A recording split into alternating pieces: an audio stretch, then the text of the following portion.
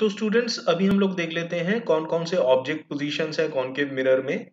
और उसके कॉरस्पॉन्डिंगली अगर हम ऑब्जेक्ट को वहां पे प्लेस करें तो उसके कॉरस्पॉन्डिंगली कहाँ कहाँ इमेज फॉर्म होगा। तो जनरली 6 पोजीशन है। एक है हमारा इन्फिनिटी। इन्फिनिटी मतलब क्या? The object is kept at infinitely large distance. मतलब जैसे ये हेवनली बॉडीज हो गए, सन हो गया, मून है, अगर हम इमेज कास्ट करें तो हम बोलेंगे the object is at infinitely long distance. दूसरा पोजीशन होगा बियॉन्ड सी।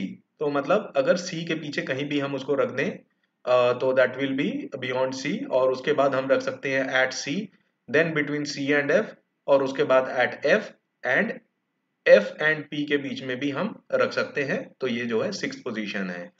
तो अगर हम देखें, अगर हमने इंफिनिटी पे अपना ऑब्जेक्ट रखा हुआ है तो उसका इमेज कहाँ बनेगा? उसका इमेज बनेगा एफ पे। और अगर हम बियॉन्ड सी पे ले आए तो इमेज कहाँ बनेगा? बिटवीन सी एंड एफ पे उसका इमेज बनेगा। एट सी पे रखें तो कहाँ बनेगा? सी पे ही बनेगा उसका इमेज। तो जैसे हम एक ट्रेंड इसके अंदर देख पा रहे हैं, जैसे जैसे हम लोग ऑब्जेक्ट को पास ला रहे हैं वैसे वैसे इमेज का पोजीशन जो है पीछे शिफ्ट हो रहा है। जैसे कि यहाँ पे अगर है तो इमेज यहाँ पर है, ऑब्जेक्ट यहाँ पर है तो इमेज इधर शिफ्ट हो गया। फिर ऑब्जेक्ट को अगर हम यहाँ ले आए तो इमेज यहाँ से इधर शिफ्ट हो जाएगा। फिर अगर हम ऑब्जेक्ट को सी एंड एफ पे ले आए तो वो इमेज बियॉन्ड सी हो जाएगा। अगर एफ पे रखें तो इन्फिनिटी पे बनेगा। तो ये एक ट्रेंड है जिसको हम इजीली याद कर सकते हैं। सबसे स्पेशल केस ये वाला है, अगर एफ एंड पी के बीच में हमारा ऑब्जेक्ट है तो इमेज कहाँ बनेगा? इमेज वर्चुअल इरेक्ट होगा और वो मिरर के पीछे होगा। तो ये जो है इसके प्रॉपर्टीज हैं, इसको जरा एक बार देख लो तो आपको याद हो जाएगा। आगे चलते हैं पाथ ऑफ रेज। तो जब भी हम लोग आगे रे डायग्राम सीखेंगे कॉनकेव और कॉन्वेक्स मिरर के, तो उसके अंदर हमें ये पता होना चाहिए कि रे अगर ट्रेवल करें किस किस एंगल में, तो रिफ्लेक्शन के बाद वो कहाँ कहाँ से पास करेगा। तो इसके अंदर कुछ इंपॉर्टेंट पाथ है जो हम लोग अगर याद कर लें तो रे डायग्राम बनाना काफी इजी हो जाएगा। पहला जो है, अगर रे जाता है parallel to the principal axis तो क्या होगा? After reflection it will pass through the focus. ऐसे ही कॉन्वेक्स मिरर में क्या होगा? अगर वो पैरेलल जाता है प्रिंसिपल एक्सिस के, आफ्टर रिफ्लेक्शन डाइवर्ज करेगा फ्रॉम फोकस। फिर उसके बाद आगे चलते हैं।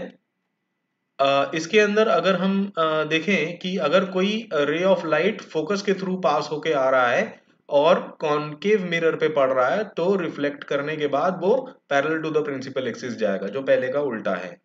इसके अंदर भी वही है, अगर कोई रे कॉन्वेक्स मिरर पे इंसिडेंट हो, इस डायरेक्शन में आ रही है रे कि वो फोकस की तरफ डायरेक्टेड है, तो रिफ्लेक्ट करने के बाद parallel to the principal axis गुजरेगा।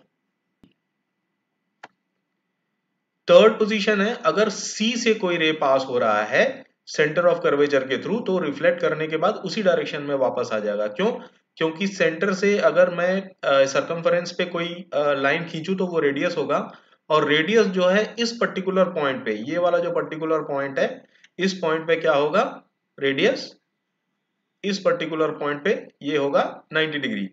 क्योंकि हमको पता है कि अगर हम यहाँ पे एक टेंजेंट खींचे तो ये टेंजेंट जो है इस रेडियस के साथ 90 डिग्री बनाएगा।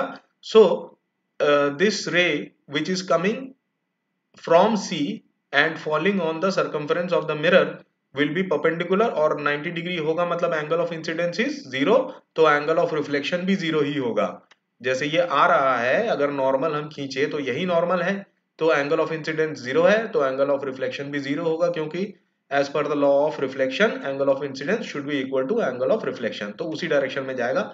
इसमें भी वही है, अगर कोई ray of light toward centre direct होके आ रहा है कॉन्वेक्स मिरर में तो रिफ्लेक्ट होने के बाद उसी डायरेक्शन में वापस चला जाएगा, क्योंकि यहां पर भी ये 90 डिग्री बन रहा है। Alright, okay. अब अगला जो है रे डायग्राम, इसके अंदर क्या है? अगर कोई ओब्लिकली आ रहा है और यहाँ पे पोल पे पड़ रहा है तो क्या होगा? रिफ्लेक्ट करने के बाद वो ओब्लिकली निकल जाएगा, जिसमें ये एंगल ऑफ इंसिडेंस और एंगल ऑफ रिफ्लेक्शन सेम रहेगा। ऐसे ही कॉन्वेक्स मिरर के केस में रहेगा, अगर ओब्लिकली पड़ रहा है पोल के ऊपर तो आफ्टर रिफ्लेक्शन ऑब्लिकली ही निकल जाएगा और ये एंगल सेम होंगे। अभी हम लोग कुछ रे डायग्राम्स देख लेते हैं। रे डायग्राम के अंदर हम लोग 6 केसेस वही डिस्कस करेंगे, जो 6 पोजीशंस है ऑब्जेक्ट के। तो पहला पोजीशन है अगर ऑब्जेक्ट इंफिनिटी पर है, मतलब बहुत दूर रखा हुआ है, तो क्या होगा इस केस में? इस केस में जो रे ऑफ लाइट होगा वो they will come parallel to each other. अगर दूर से कोई रेज आ रहे हैं they will come parallel to each other, और पैरेलल आने के बाद कैसे जाएगा ये? It will go through focus. और दूसरा रे भी अगर आएगा तो after reflection it will pass through focus. तो अगर ऐसा होता है तो दोनों reflected rays after reflection meet कहाँ पर कर रहे हैं? फोकस पे।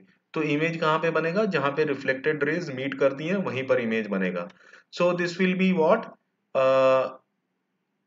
रियल एंड इन्वर्टेड इमेज, क्योंकि ये मिरर के इस साइड में है। This will be highly diminished point size. बनेगा कहां पे? At focus.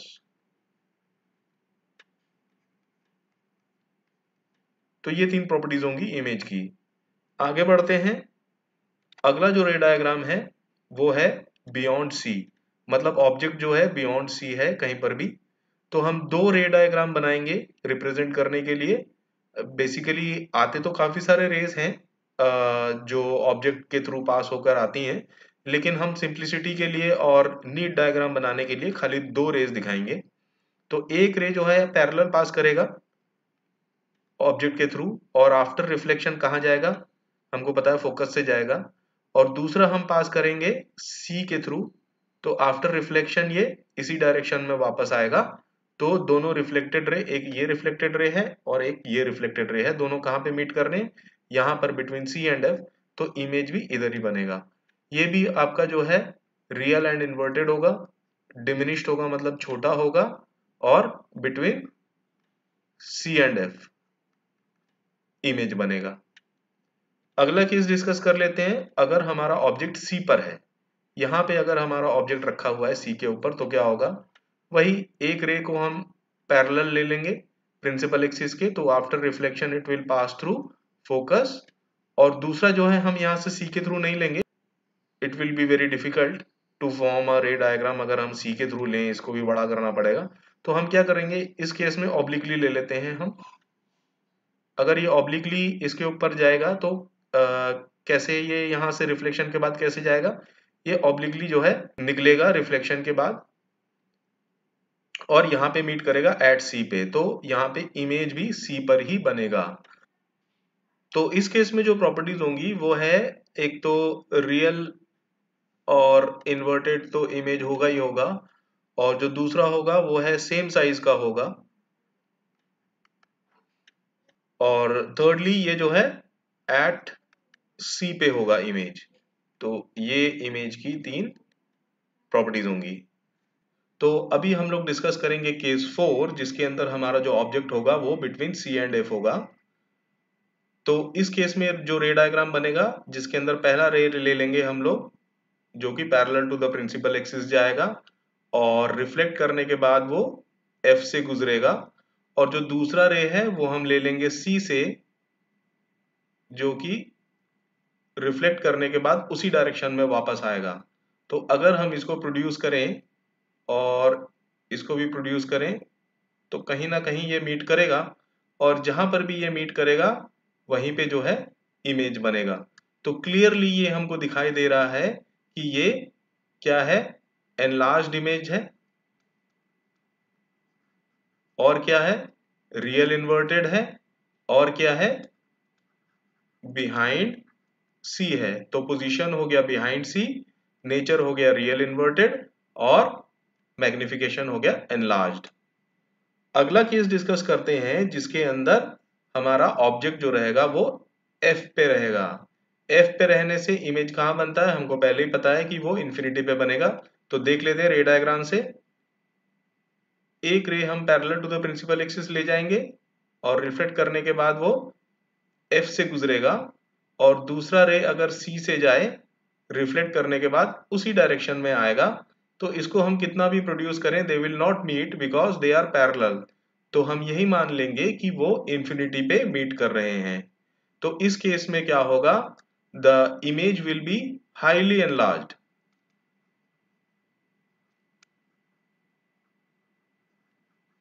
and the position will be at infinity, और रियल इन्वर्टेड तो होगा ही होगा नेचर। अगला केस देख लेते हैं।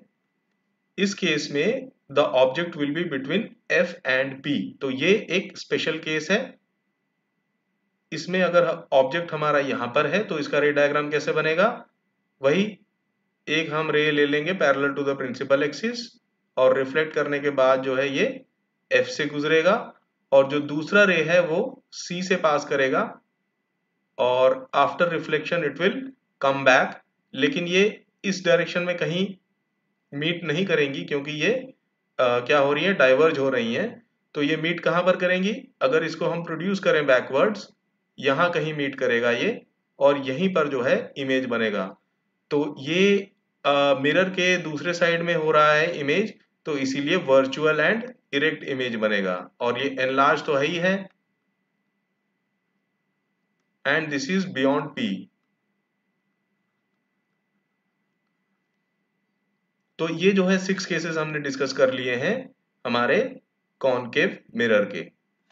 हाँ तो बच्चों अभी हम लोग देख लेते हैं यूजेस ऑफ कॉनकेव मिरर। एक तो है टॉर्च और दूसरा है हेडलाइट ऑफ व्हीकल्स। तो इसमें क्या होता है, जो पीछे का रिफ्लेक्टर होता है ना वो कॉनकेव होता है और इसका जो बल्ब होता है वो फोकस पे होता है और फोकस से जितनी भी रेज कॉनकेव मिरर पे पड़ती हैं तो रिफ्लेक्ट होने के बाद वो parallel to the principal axis सामने की तरफ आती हैं और हमको एक स्ट्रॉन्ग बीम ऑफ लाइट मिलता है। तो इसीलिए इन दोनों में ये यूज होता है। शेविंग के लिए कॉनकेव मिरर क्यों यूज करते हैं? क्योंकि हम लोगों ने वो रे डायग्राम देखा था जिसमें अगर हम अपने फेस को या ऑब्जेक्ट को बिटवीन एफ एंड पी रखें तो क्या होगा, एक वर्चुअल एंड इरेक्ट इमेज और मैग्निफाइड इमेज हमको मिलता है। तो यही वो केस है जिसे हम यूज करते हैं इस शेविंग मिरर के साथ। हम अपने फेस को एफ एंड पी के बीच में रखते हैं, हमको अपने फेस का एक एनलार्ज्ड इमेज मिलता है जिससे हमको शेव करने में आसानी होती है। सेम केस होता है डेंटिस्ट के मिरर के साथ। उनका भी कॉनकेव मिरर होता है और जिससे कि वो दांतों में कोई कैविटी हो या डिफेक्ट हो उसको इजीली देख पाते हैं। तो अभी हम लोग देखने वाले हैं कॉन्वेक्स मिरर में क्या क्या इमेज फॉर्मेशन होंगे। इसके अंदर दो ही केसेस हैं, पहला है ऑब्जेक्ट रहेगा इन्फिनिटी में और दूसरा है ऑब्जेक्ट रहेगा बियॉन्ड पी। तो ऑब्जेक्ट अगर इन्फिनिटी में रहेगा तो क्या रे डायग्राम होगा, एक तो हमारा रे आएगा parallel to the principal axis और उसके बाद कैसे रिफ्लेक्ट करेगा वो, पहले हम ये वाला लाइन बना लेंगे ताकि हमको रिफ्लेक्ट करने के बाद जिस डायरेक्शन में जाएगा वो डायरेक्शन मिल जाए। तो ये इजी हो जाता है बनाना। दूसरा भी बना के दिखाता हूँ। सपोज ये आ रहा है आपका parallel to the principal axis, तो पहले हम इसको ज्वाइन कर लेते हैं। अब मेरे को ये डायरेक्शन मिल गया है, अब इसको ये हम इस तरीके से इसको डाइवर्ज कर देंगे। तो the reflected ray appear to be coming from what, focus. तो और जहां पे ये दोनों प्रोड्यूस करने के बाद जहां मीट करेंगी वहीं पर इमेज बनेगा। So this is at focus and the image is point sized and it is virtual and erect because it is at the other side of the mirror. अगला केस है बियॉन्ड पी। तो beyond P में क्या होगा, यहाँ पे हम लोग एक ऑब्जेक्ट बना लेंगे और वही है, एक रे आएगा parallel to the principal axis और रिफ्लेक्ट करने के बाद कैसे जाएगा, कुछ इस डायरेक्शन में जाएगा और जो दूसरा रे है हम ऐसा करते हैं उसको सी की तरफ पॉइंट करते हैं।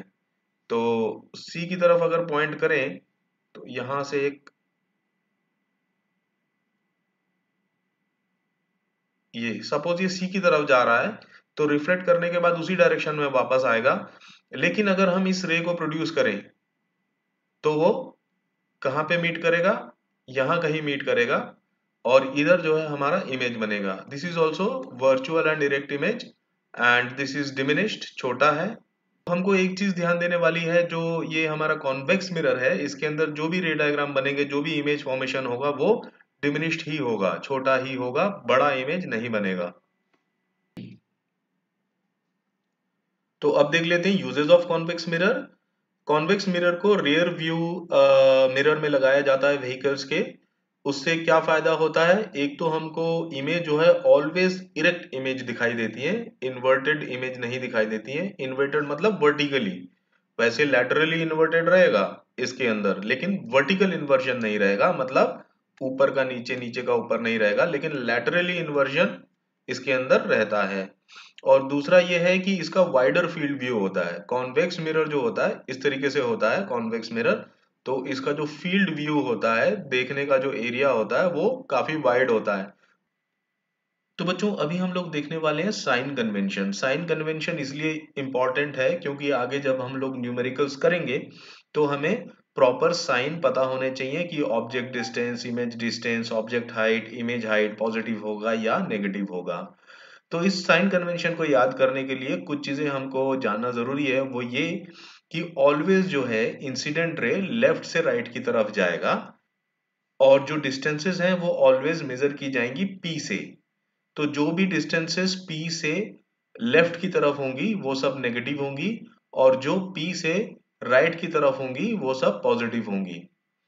और प्रिंसिपल एक्सिस के ऊपर के जो हाइट होंगे वो ऑलवेज पॉजिटिव होंगे, और प्रिंसिपल एक्सिस के नीचे के जो हाइट होंगे वो नेगेटिव होंगे। तो यही है sign convention, very simple and easy. तो अब हम लोग देखेंगे मिरर फॉर्मूला। मिरर फॉर्मूला क्यों इंपॉर्टेंट है, क्योंकि काफी सारे हमारे पास न्यूमेरिकल्स आगे आएंगे इस टॉपिक के ऊपर, जिसको सॉल्व करने के लिए ये फॉर्मूला हमको जानना जरूरी है। इसके अंदर तीन पैरामीटर्स हैं, एक है ऑब्जेक्ट डिस्टेंस, दूसरा इमेज डिस्टेंस, और तीसरा है फोकल लेंथ। तो इसके अंदर कोई भी अगर दो चीजें हमको पता हो तो third one can be found out using this formula. और उसके बाद है magnification. Magnification is image height divided by object height. तो अगर कोई छोटा इमेज है तो उसके अंदर magnification will be less than one, और अगर कोई एनलार्ज्ड इमेज है उसके अंदर magnification will be more than one. और मैग्निफिकेशन को माइनस वी बाई यू के फॉर्मूले से भी निकाल सकते हैं। तो अगर हमारे पास इमेज डिस्टेंस और ऑब्जेक्ट डिस्टेंस है तो हम लोग तब भी मैग्निफिकेशन को निकाल सकते हैं। So this is all about mirror formula. और आगे हम लोग देख लेते हैं क्या क्या न्यूमेरिकल्स इसके ऊपर आएंगे।